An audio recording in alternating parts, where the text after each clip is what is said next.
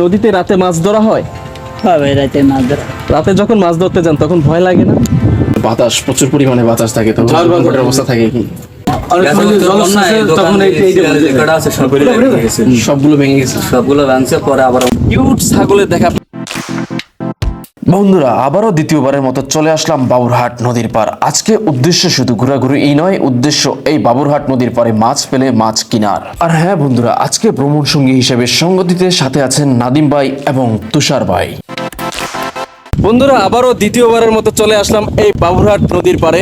আজকে বাবুরহাট এই নদীর পার আসার মূলত উদ্দেশ্য হলো মাছ কিনবো, এই এক। দ্বিতীয়ত, এই মেঘলা আবহাওয়ার মধ্যে দিয়ে নদীর পার এবং নদীর আশপাশের অবস্থা কেমন থাকে, দেখতে কেমন লাগে তা দেখানোর জন্য। বন্ধুরা, এই নদীর পার এসে দুইটা কিউট ছাগলের দেখা পেলাম। এই মেঘলা আবহাওয়ার মধ্যে দিয়ে নদীর পাড়ে আসছি, বেশ ভালোই লাগতেছে। মিষ্টি মিষ্টি বাতাস আর নদীটাও একেবারে নীরব, দেখে বেশ ভালোই লাগতেছে। এখন আমরা সবাই মিলে চলে যাব একেবারে নদীর পাড়ে।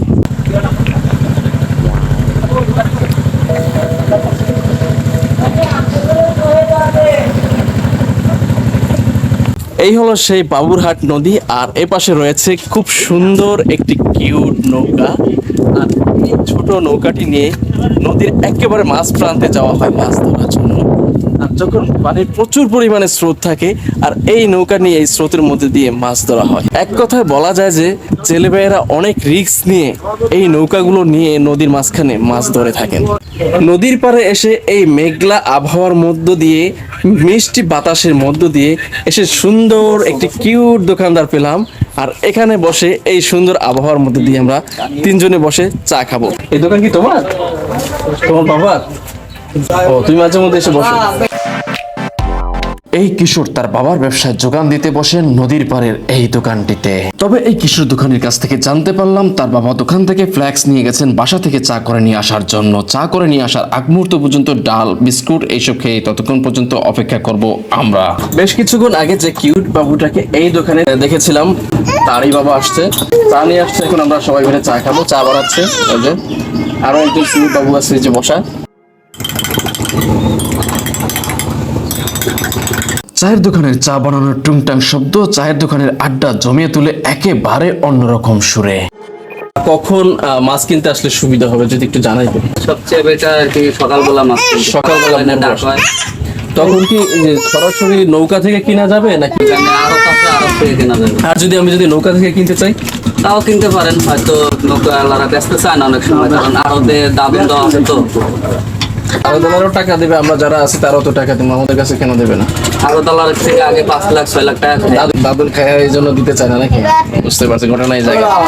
তাইলে আপনারা এদিকে যারাই মাছ কিনতে আসবেন সরাসরি এসে চলে যেতে হবে, আড়তে চলে যেতে হবে।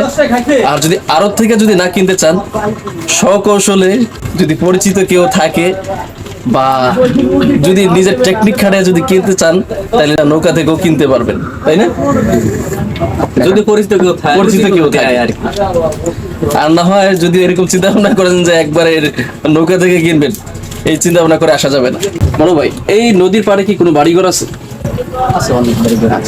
যখন ঝড় ছাড়ে তখন তো মোটামুটি নদী অনেক উত্তাল থাকে, পানি বেড়ে যায়, তখন তারা কি করে, কোথায় যায়? তারা হয়তো আশ্রয় কেন্দ্র ছাড়া তার কোনো জায়গা নেই। আশ্রয় কেন্দ্র কি একেবারে কাছাকাছি নাকি বেশ দূরে? কাছাকাছি বলতে বাবুরহাট কাছাকাছি। আচ্ছা, আপনাদের কি অবস্থা হয় যখন এই নদীর উত্তাল থাকে বা যখন প্রচুর পরিমাণে বাতাস থাকে, তখন ঝড় অবস্থা থাকে কি? যেভাবে আছে সেভাবে স্বাভাবিকভাবে থাকে নাকি কোনো সমস্যা? পানি কি বন্ধ আছে? হ্যাঁ, সবগুলো ভেঙে গেছে। সবগুলো ভাঙছে, পরে আবার আমরা পানি নাকি বন্ধ ওঠে। হ্যাঁ, জলশ্বাসের হুমকি দিলে, সিগন্যাল দিলে তখন এটা ভুলে যেতে পানিতে। বন্ধুরা, শুনতেই পারলেন নদীমাতৃক এলাকাগুলো এরকমই হয়ে থাকে। যখন প্রচুর পরিমাণে স্রোত থাকে, বাতাস থাকে, বন্যা কবলিত অবস্থার মধ্যে দিয়ে থাকে বা সিগন্যাল থাকে 3 নম্বর বলেন বা 7 নম্বর 5 নম্বর যাই বলেন, তখন প্রচুর পরিমাণে ক্ষতিগ্রস্ত অবস্থার মধ্যে দিয়ে থাকতে হয় এই নদীমাতৃক এলাকার মানুষগুলো। সবসময় অন্যরকম একটা ভয় কাজ করে। এই যে এখন যে পরিস্থিতি দেখতেছেন, মেঘালয় একটা অবস্থা, এই সময়টায় আসলেই কিন্তু প্রচুর পরিমাণে ভয় কাজ করে যে কখন কি হয় না হয়, কি হবে না হবে, একটা থমথমে অবস্থা থাকে। ধন্যবাদ ভাই, আপনার সাথে কথা বলে ভালো লাগলো।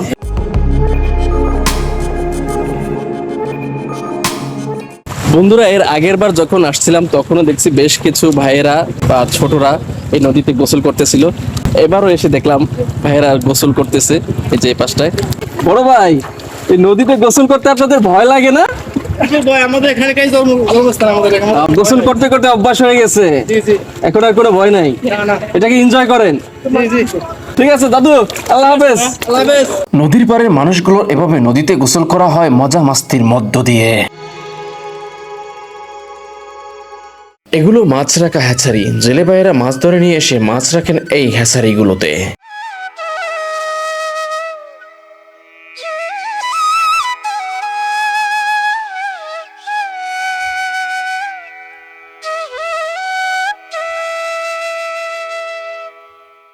বন্ধুরা, এই পাশে দেখতে পাচ্ছি একজন মাছ ধরা জেলে ভাই জাল কুচাচ্ছেন। এখনই যাব এই মাছ ধরা জেলে ভাইয়ের সাথে কথা বলতে, নদীতে কি পরিস্থিতি থাকে, কিভাবে তারা কি করে, সমস্ত সবকিছু বিস্তারিত জানতে কথা বলবো এই মাছ ধরা জেলে ভাইয়ের সাথে। জেলে ভাই নদীতে মাছ ধরার জন্য প্রস্তুতি নিয়ে জাল গুজাচ্ছেন একেবারে নদীর পাড়ে। আর এই জেলে ভাইয়ের সাথে কথা বলতে গুটি গুটি পা করে এগুচ্ছি আমি সামনের দিকে। আসসালামু আলাইকুম। ওয়ালাইকুম সালাম। ভালো আছেন? আচ্ছা, মাছ ধরার জন্য সবকিছু গুছগাছ করতেছেন? কখন যাবেন? এই তো হচ্ছে পুরুলিয়া দিয়ে যাওয়া হবে। ও, মানে আর একটু নীরব হইলে যাবেন নাকি না বিকেলের দিকে যাবেন? বিকাল দিয়ে যাওয়া হবে। বিকেল দিকে যাওয়া পড়ে। আচ্ছা, যখন মাছ ধরতে যান যদি বন্যার কবলের মধ্যে পড়েন তখন কি পরিস্থিতি হয়? যদি নদী উত্তাল দেখেন তখন কি করেন? এই দাঁড়ে চাপিয়ে যাই গিয়ে, দাঁড়ে চাপিয়ে যে গাড়ি এই পরি। সাপোজ ধরেন নদীর মাঝখানে থাকলে নদীর প্রচুর পরিমাণে প্রবল চাপ এই আসে, আকাশে মনে করেন ভালো থাকলে মনে করেন আমরা ছোট নৌকা তো আমরা বুঝতে পারেন? আইয়ে পারি, বুঝতে পারি, আইয়ে পারি দাঁড়ে দিকে। সমস্যা হয় না আপনাদের? আমাদের সমস্যা ভয় লাগে না? না। মনে হয় না যে নিজের জীবন বাজি রাইখা এই যে নদীর মাঝখানে মাছ ধরতে আসছি, এই পেশায় না থাকি অন্য পেশায় যাই, এরকম মনে হয় না? না। ও, সব কষ্ট পরিবারের জন্যই, তাই না? হ্যাঁ। কোন কোন সিজনে মাছ ধরতে যাওয়া পড়ে বেশি আপনাদের? এই মনে করেন এখন আমাকে ডাল সিজনে এখন কোনো মাছ আনাজ কম, এখন মনে করেন গাড়ি কাড়া জাল ভাই, পোয়া জাল ভাই, ও। এই সিজনে। আবার এই বর্ষার সিজন আইয়ে পড়লি জি। এই মনে করেন ইলিশ জাল দিয়ে নামার তার মানে বর্ষার সিজনটাই হচ্ছে আপনাদের মাছ ধরার সিজন। সিজন। আচ্ছা, আর এখন তো মনে করেন সিজন নাই দেখে তো এখন এই যে যার জন্য নদীর কুলে কুলে আপনারা মাছ ধরতে মাছ থাকেন। ধরে থাকি। বুঝতে পারছি। এই নৌকা নিয়ে সাগরে যাওয়া হয়? না, সাগরে যাই না, শুধু খালি এই ছোট এই নদীগুলোতে? ছোট নদীতে আমরা এই ধারে ধারে যাবো। আচ্ছা ভাই, আপনাদের কি নদীতে রাতে মাছ ধরা হয়? হ্যাঁ ভাই, রাতে মাছ ধরা রাতে যখন মাছ ধরতে যান তখন ভয় লাগে না? ভয় লাগে না, মনে করেন আমরা নিজে দেখে আকাশে হাওয়া দেখে মনে করেন যাওয়া করে। আবার আচ্ছা। বন্যা হইলে মনে করেন আমরা ধারে সাপোজ ধরেন যে এখন দেখলেন যে নদীর একেবারে ঠান্ডা, কোনো আবহাওয়া খারাপ নাই, নীরব, হ্যাঁ কিন্তু নদীতে যাওয়ার পরে দেখলেন যে নদীর অবস্থা খুবই খারাপ, খারাপ।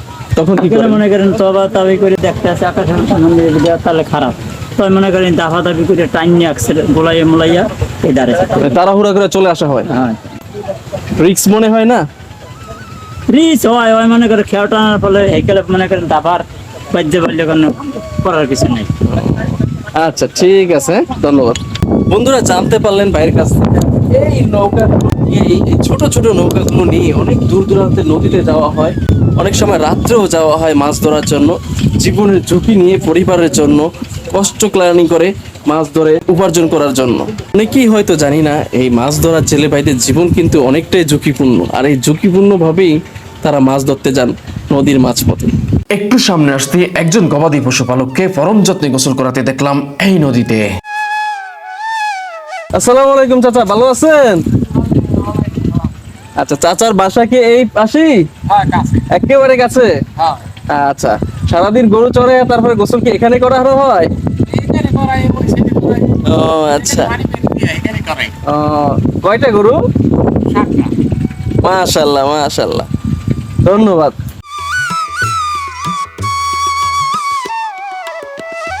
বন্ধুরা, শুনতে পারলেন নদীমাতৃক এলাকার মানুষগুলো শুধু খালি মাছ ধরা নিয়ে ব্যস্ত থাকেন না, পাশাপাশি গরু পালন করে এবং চাষাবাদও করে থাকেন।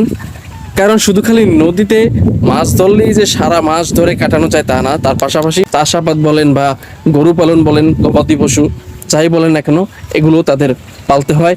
এগুলোর মাধ্যমেই তাদের রোজগার হয়, আর তাতেই তারা সংসার পরিচালনা করেন। নাদিম ভাই, তুষার ভাই নদীর পাড়ে এসে নদী উপভোগ করছেন একেবারে মনের আনন্দে। কি আর কতক্ষণ গার্লফ্রেন্ড ছাড়া এরকম বিধবা বয়ে থাকলে হইব?